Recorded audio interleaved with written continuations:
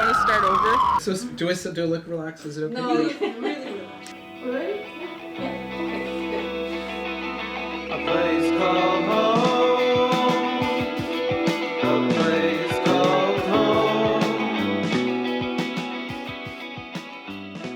I'd only begun to identify as bisexual around the age of 15 or 16. And I came out to my family members one at a time from the age of 19. And it was difficult because I didn't plan any of my coming outs the way some people do. Every single one of them happened by accident, which might not have been totally fair to the people that I was with. And I knew that if I were to prepare for it, it would just create more anxiety than I could handle. But I also know that it would be worse for everybody if I just wasn't true to who I was. And coming out as queer or coming out as bisexual or coming out as trans are all different. Mm-hmm. So some people can understand what it means to date a woman, but they can't understand what it means when I'll say that I'm not a woman, because that's all they've ever known. I think I was probably around 20 or 21 when I realized, okay, yeah, this is who I am. I was a little bit nervous about, how people might react to me being gay. My dad is the one who is Italian, and when I realized that I was gay and wanting to tell my parents, I think I was most worried about telling him. And I think a part of me was a little bit worried that he might have a different reaction because of our cultural background, right? And in the end, my dad was probably one of the most open people about it,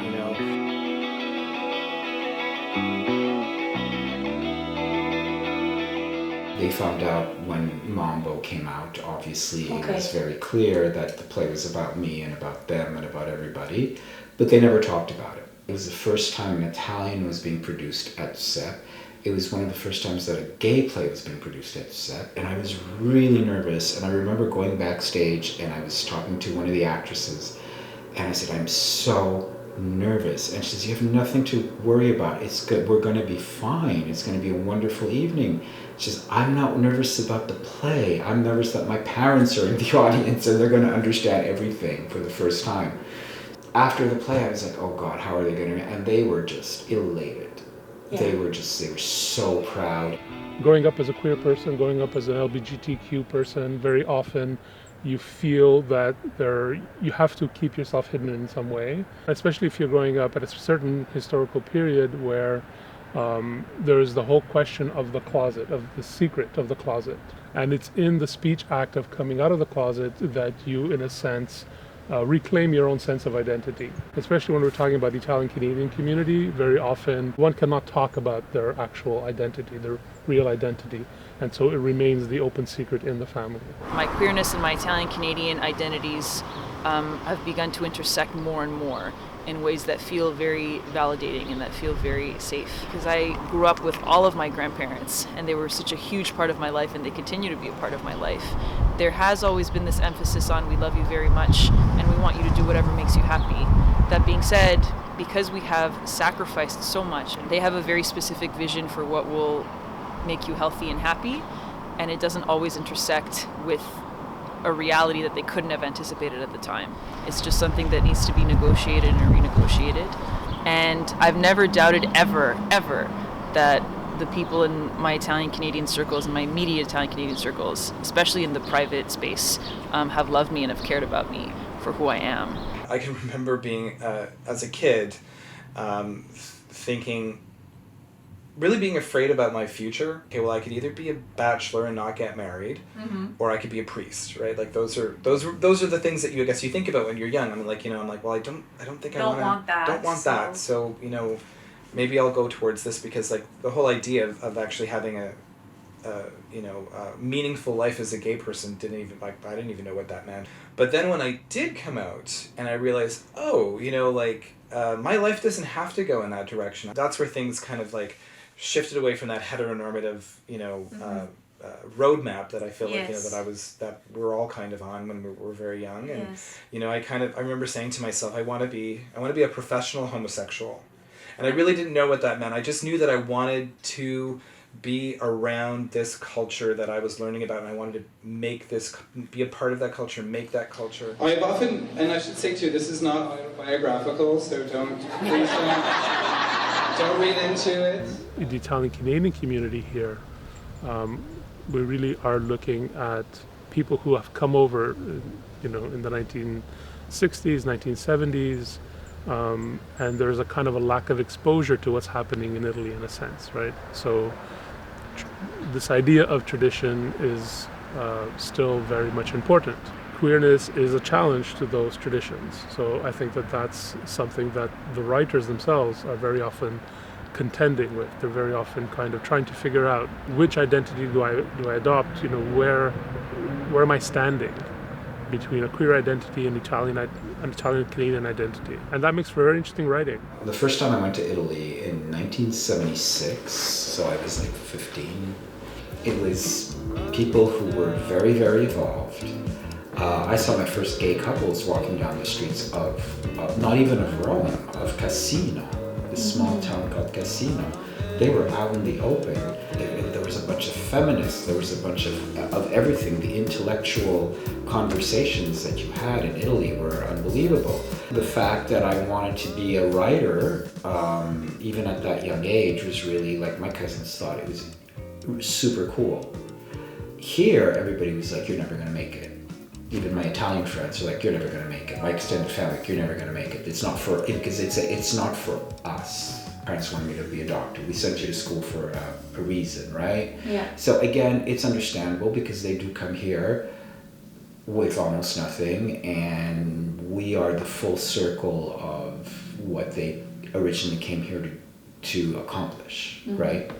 My poems and my short stories and films all deal on some level with being othered, and especially with being othered in a queer sense. My grandmother doesn't understand why I can't just do things the way she did and the way my mother did and the way her mother did, as if we were all objects on an assembly line instead of items crafted by hand.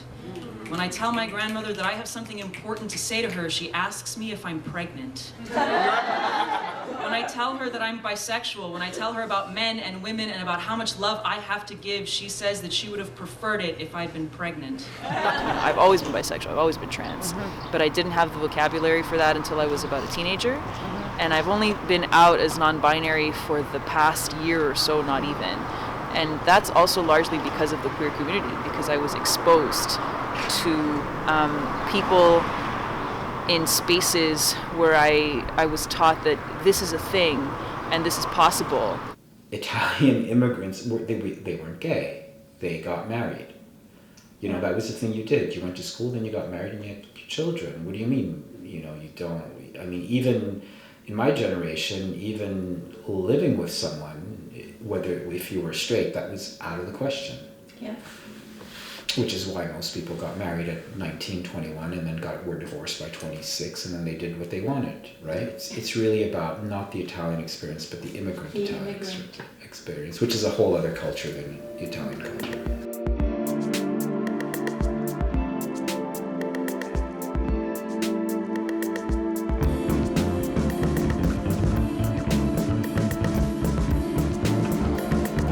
For my parents, for example, my lifestyle is not unconventional, even though it's different from what they experienced when they were in their early 20s. When I moved out of my parents' house at 22, even though I had a degree and I had a job, I remember my grandparents being like flabbergasted. Like it was so surprising to them that I would do something like so bold and so unusual as to not be married and go off and live by myself. Why would I do that when I could live with my parents in St. Leonard? For me, it was a question of independence and of finding myself outside of that specific Italian-Canadian suburban cultural space. Tradition and family is so, I think almost kind of like very up in front in your face. And I think for me to kind of have this like book launch and then actually see my family there, part of me was always afraid that I wasn't going to, be the person that they wanted me to be or expected me to be. Historically, right, the immigrant community, Italian immigrant community that comes to Canada relies very much on family bonds, family ties, very often has kind of a religious background. Right, and these really kind of come into conflict with queerness. There's this kind of future horizon that you see in the heteronormative narratives, where the future is always linked, and Edelman talks about this, the future is always linked to the promise of the child, the promise of childhood, right? And so within a queer context, children are not necessarily, right, present in that situation. In immigrant communities, in the Italian Canadian community, gender roles are very, very specific. Traditionally, women are in the home, men are outside the home, they're the breadwinners, and there's very little variance around those kinds of gender roles. And so queerness comes in and kind of challenges those questions and challenges those roles. The extent of my Italian vocabulary is enough to have intimate relationships with my grandparents, but not to have borderline academic discussions about gender, or even accessible discussions about gender, because those are things that I've explored in English or in French, in Anglophone or Francophone or Montreal communities. And it's not something that I've had the opportunity to do elsewhere, and it's not something that I felt safe doing elsewhere. And that's starting to change, I think, as I meet other young people of Italian heritage, or as I explore these topics with members of my own family. So like I came out to all of them because they kept asking me questions. And I was like, I'm gonna answer your questions, but there might be answers you don't like. And they were like, oh, that's fine. And then it wasn't fine. And then eventually it got fine. It was all right. But yeah, like I misgender myself in Italian all the time. And I'm not going to show up to my grandmother's house and like gender myself correctly, because that's not a discussion that I want to have. In the interest of like everybody's relative comfort, I'm just going to misgender myself. And it's awful every time. I was very hard on myself, I think, for a very long time, because like I wasn't going to be like everybody else. And I wanted to be like everybody else. Sometimes you go through really, really hard times where you feel very alone, but that doesn't always last. You know, given enough time, you will find your tribe, and you will find people who will love you for you. And again, that's not to say that my family didn't. They did. But there was just I don't want to say disconnect, but there was just like, this was completely alien to them. Historically speaking, queer people, gay people, lesbian people were often made to feel ashamed about who they are, and we have to, in a kind of melancholic look back to the past, kind of reassess that shame. It's kind of a trauma, right? It's kind of a historical trauma that needs to be addressed. In the past, you could have experienced physical violence. You could have experienced, being thrown out of your family. You could have been completely ostracized by the community, etc. When the question of gay liberation, queer liberation, was very much on the agenda, right, where it was a question of countering this idea of shame and countering this idea of of being perverted in some way. We have to reconcile with the forms of feeling, the forms of affect that are imposed upon us by a heterosexual world. So I was very political during the ACT UP, the whole AIDS era. We've had a lot of gains. There's still, I think, a lot of work to do. Yes. But I'll let the younger generation deal with that. I think that gay history is not maybe taught enough. I think that a lot of young gays think that it's always been this easy. And sometimes when I do tell them about the discrimination we faced in Montreal, because Montreal has always been a very open city, but not that much. Police profiling, yes. The protests, they know nothing about it. Like, they know nothing about it. And I wish that more people would talk about it. The work that I do, especially with other people, is so important and plays such a big role in my life, because it helps me feel like I'm part of something that's bigger than me, with people that I care about, and that I'm doing something that matters. So like, this is why poetry is one of the things that I want to spend like all my time doing, because I can write by myself at 3 o'clock in the morning these like intensely angsty personal things, and then edit them and craft them and then present them on stage, where I can tell like I'm part of something that's bigger than me, and I can help other people hopefully feel like they're part of something that's bigger than them. Being a spoken word artist who just sort of shows up on the scene and says, I'm going to run for office, had that same quality to it. The great thing about being queer people is that we don't necessarily always have to kind of follow the same path as society, is that we can kind of make family the way that we want to make family. And I think that is something that I am inspired by, and what keeps me motivated, and it's the type of stories that I do want to tell. And the whole concept of going to school and getting a job and getting married and buying a house and having a career is part of a world.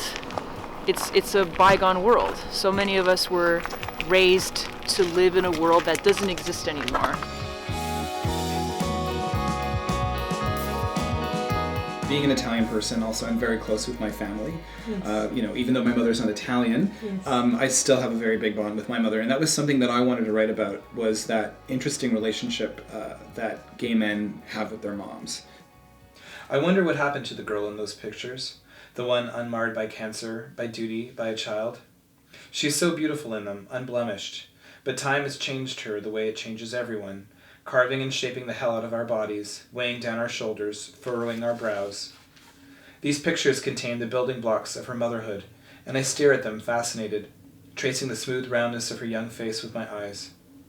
In them I can see the love she will have for me, a love deeper than anything I have ever felt from a man, and that scares me, frightens me that I can do all of those things I do to men, press my body up against theirs in a variety of different ways, but no matter how hard I try, I can't seem to get them to stay inside.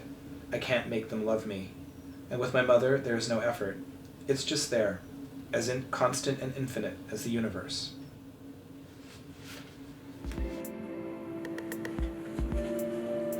It really is a balancing act between a private persona, a private life, versus what is presented in public, in family gatherings, in family rituals, marriages, etc.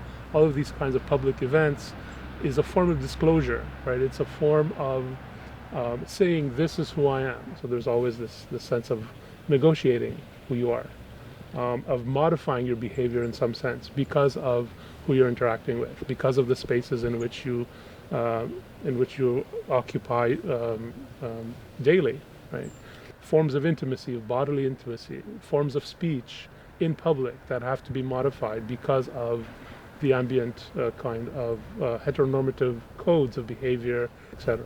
So in that sense, I think queerness is not only negotiating that, but also more recently reclaiming that sense of to have a right to be an authentic self in public space. So a spoken word event where it's distinctly public, but there's still a closeness and an intimacy there. So there, for example, in that space, I can feel very, very queer and very safe being queer in a place that's very public. There have definitely been times where I've been in public places out on the street or at a music festival where, being with a girl did not feel safe. So in that sense, my queerness and the way I present and the way I'm perceived has changed depending on what public place I'm in. I know that on days when I present more masculinely, if I go into a women's bathroom, that my queerness in that public space could potentially cause problems. You are trans independently of what you look like, obviously. But so many people, and this has happened to me and to people that I know, so many people will challenge you and ask you to justify yourself. Why are you here? Who are you? Prove to me that you're trans and that you deserve to occupy this public space. Okay. I have no private spaces. Okay. Everything is public for me. I'm no different when I'm in the village than being downtown or being in Montreal or being at home. Because I think for so many years, I had to live in my 20s, I was hidden. I was in the closet from my family, and it was a very different time to be gay, if you will. I felt safer to go to the village. Okay. I'm a kid of the village. So when I came out in the mid-90s, the Montreal's gay village was a very important space for me. I can actually still remember a time when it felt a little dangerous. Like the fact that our city had a geographical region that was set aside for LGBTQ people, I really enjoyed that. Who lives here? What's going on here? What's happening here? And to me, that was all very exciting because as I was discovering the village, I was also kind of discovering myself. And so I would start going out to the bars, in order to kind of make friends, to meet people. And I know that it's not as important these days, I think, for the younger generation. I think because of a lot of culture has moved online. It's also moved outside of the ghetto, so you'll see that LGBT people are socializing anywhere. So I've gone to family events in my binder and my tie, and it was fine. And, my grandfather was really excited that I wore his tie, but other people were less excited, because when members of your own family look at you like you're a stranger and like they don't want you here, my queerness in that private setting that still felt public and exposed definitely created some issues. So I remember when Mambo first came out, I had a really hard time talking about being gay. Like everyone knew I was gay because of the play. So I couldn't deny it. At the same time, I was so used to not talking about it that all of a sudden when I started talking about it, I became like, this is who I am. In public, less is more, right? So this idea that you may not experience homophobia necessarily, right? But it's kind of a topic that is not really touched very much, or touched on very much, or explored very much. Whereas with friends and so on, it's different because then there's this kind of freedom to talk about intimacy, to talk about problems, to talk about whatever the situation may be. The safest place that I have felt being queer in any way was while writing, because there is no one and nothing that will judge me or threaten my safety just for writing about it. There is a little bit of machismo in Italian culture. I do actually remember one of my uncles saying to me once when I was a kid, I went to go hug him and he said, "What are you doing? Boys don't hug," and it wasn't like a mean thing, but it was just trying to kind of inform me, you're getting too old to be, this affectionate with, your male relatives. So I think, maybe a lot of my, fear of showing some kind of like intimacy, was kind of connected to like the Italian side of my family in that way too, of just not wanting to be very demonstrative necessarily in my affections. I still kind of, I felt kind of uncomfortable maybe doing that.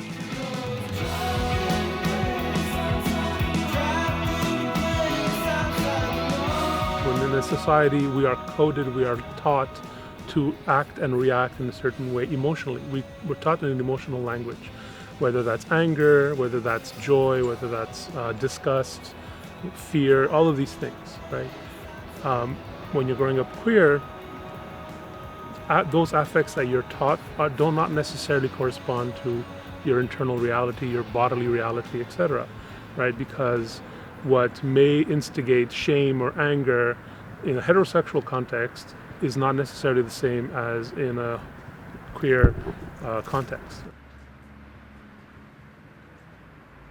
When I met my husband, we got married. It was a very small ceremony, right in this room actually. So there was no family invited. Then I put it on Facebook right away, and then it was just like the reaction. I remember that. What do you mean you're married? Yeah, I know, it was a crazy reaction. And now I have my boyfriend and everybody's like, well, wait a minute, how can you have a boyfriend and a husband? And I'm like, well, that's just the way it is. So, life goes on, and I still take care of my husband, and I have my boyfriend, and it's all out in the open. Alzheimer's is a horrible, horrible, horrible disease. I think you have to be there for the person, but you have to continue your life. I think to try to impress upon people this standard or this trajectory that doesn't account for who they are or where they come from is unfair and irresponsible. We were promised things as children which seemed pretty basic, like if you work hard, everything will be fine. And that has always been a lie, because just theory is a fallacy. If you're a good person and you work the way you're supposed to, everything will fall into place and nothing bad will happen to you. And that's just not true. That also harkens to immigrant culture, which is that if you work hard and you sacrifice, everything will fall into place. It doesn't take into account context. The same way, if you're queer, you just have to graduate from high school and then nobody will bully you anymore. I think that's cruel. I feel sometimes when I'm in a setting where everybody is gay, I feel a little bit different. Mm-hmm. I was raised differently. I see life, but that's just being Italian. I just see life in a whole other way, and that's just, I think every culture does. Something happened to me, I think, when I turned 40, where I just realized that the things that I wanted to happen in my life maybe weren't happening fast enough. Okay. And I wanted to kind of do things I wanted to kind of do the things that I wanted to go to. So I wanted to create events that I felt that, it's too bad Montreal doesn't have a gay bookstore anymore, for instance. Well, we don't have a gay bookstore. Well, why don't we do an event where we bring in LGBTQ authors into town so that they have a place to read from their books and find new readers? We want to make things better than they were before. But in many cases, and for a lot of people, there is no choice. We have no choice. To wander aimlessly at night alone in the wintertime is to look for something that is easier to see when there isn't any light. Some problems are best solved in the dark, in the razor-sharp feedback loops of my own frozen thoughts. But when I come home to her and cup my whole body around hers, I remember that this slow burn will steam every harsh winter from my skin. Our lamp watches from the bedside table as I fold myself against her. Every shining strand of her hair a metaphor in words I haven't found yet. That screaming fire, the one that fills every closet, feels like an almost other life. I wish I could tell my teenage self, heartbroken, eyes fixed on the changing room floor, that someday their lover would be a star they could stare at with impunity. A lightning strike half asleep in an old t-shirt, a firelight spooned against their chest. Some things are easier to see in the dark. I trail sparks over her skin. I reach over and turn off the light. Through cinematic shade of light I see my past.